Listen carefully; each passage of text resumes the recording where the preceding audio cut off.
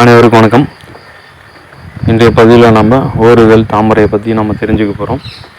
இந்த ஓரிதழ் தாமரை நம்ம இதுக்கு ஏன் பேர் காரணம் ஓரிதழ் தாமரை அப்படின்னு கேட்டால், இதோட இதழ்கள் பார்த்திங்கன்னா தாமரை வடிவத்தில் இருக்கும்.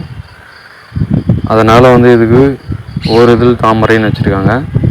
அதே போல் எல்லா பூவுக்கும் ஒரு 3, 4, 5 அந்த இதழ்கள் இருக்கும், அந்த பெட்டல்ஸ்ன்னு சொல்லுவோம். ஆனால் இதில் ஒரே பெட்டல்ஸ், அந்த ஒரே இதழ் தான். அதனால் இது தாமரை வடிவத்தில் அந்த கலர்லேயும் இருக்கிறனால இதுக்கு ஓரிதழ் தாமரைன்னு சொல்லியிருக்காங்க. இது பார்த்திங்கன்னா நம்மளோட வரப்புகளிலும் வளரும். அதே போல் நல்ல ஒரு மரம். இது பார்த்திங்கன்னா நல்ல ஒரு மரம். இது மரத்துக்கு நடுவில் அந்த வேர் பகுதி சென்ட்ரலாக இருக்கிற மண்ணில் வளர்ந்துருக்கு. அற்புதமான ஒரு செயல் பாருங்கள், பார்க்கவே அற்புதமாக இருக்குது. இந்த பூவு அந்த விதை பிஞ்சாக இருந்தாலும் பரவாயில்ல, அதை நம்ம அப்படியே சாப்பிட்லாம். இது சாப்பிட்றதுனால நம்மளுக்கு என்ன நன்மை அப்படின்னு நம்ம கேட்டிங்கன்னா, உடம்பு நம்மளோட மனித தேகத்துக்கு இது முழுக்க ஆண்களுக்காகவே கொடுக்கப்பட்ட ஒரு அற்புதமான ஒரு மூலிகை. இதில் பார்த்திங்கன்னா நம்மளுடைய விந்து அணுக்கள், அதாவது விந்து அணுக்கள் இருக்கிற கவுண்டிங், அந்த அணுக்களை அதிகப்படுத்துறதும், அதே போல் நம்ம மூட்டு மஜ்ஜை எங்கெங்கே அந்த வளவளப்பு தன்மை கம்மியாக இருக்கோ அது எல்லாத்துக்கும் பயன்படுத்துறதுக்காக இந்த ஓரிதழ் தாமரையை நம்ம பயன்படுத்துகிறோம். இந்த ஓரிதழ் தாமரை ரொம்ப நல்லது. அதே போல் மலட்டுத்தன்மைன்னு சொல்லுவோம். ஒரு வேலை செய்யறதுக்கு டயர்டாகவே இருப்பாங்க, ரொம்ப டயர்டாக இருக்கும், ஒரு சின்ன வேலை செஞ்சால் கூட டயர்டாக இருக்கும், இல்லைன்னா ரொம்ப தனிமையாக இருப்பாங்க. அதெல்லாம் மலட்டுத்தன்மைக்கான ஒரு அறிகுறி. இப்போ அந்த மலட்டுத்தன்மையாக இருக்கிறவங்களுக்கு இந்த ஓரிதழ் தாமரை சமூகத்தோடு நாம் ஒரு 3 செடி அளவுக்கு நம்ம அதை பறித்து நல்ல மையை அரைச்சி, அது ஒரு நல்ல ஒரு கோலி குண்டு சைஸோ இல்லை கொஞ்சம் சுண்டக்காய் சைஸோ கொஞ்சம் நல்லா அரைச்சி மோரில் கலந்து சாப்பிட்லாம். அதே போல் பாலில் கலந்து சாப்பிட்லாம்.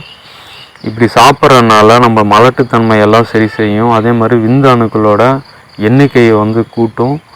அதே போல் விந்து முந்துதலும் கட்டுப்படுத்தும். ஏன்னா இதில் விரப்பத்தன்மை வந்துடுது. இது 7 தாதுகள், மனித தேகத்தில் இருக்கும் 7 தாதுகளுக்கும் அருமருந்தாக இருக்கிறது தான் இந்த ஓரிதழ் தாமரை. இந்த ஓரிதழ் தாமரை நம்ம இதை பச்சையாக சாப்பிட போகும்போது பார்த்திங்கன்னா கலக்காய் எப்படி சாப்பிட்றோமோ அதே டேஸ்ட்டில் இருக்கும். கொஞ்சம் வளவளப்பு தன்மை இருக்கும், ரொம்ப சுவையாக இருக்கும்.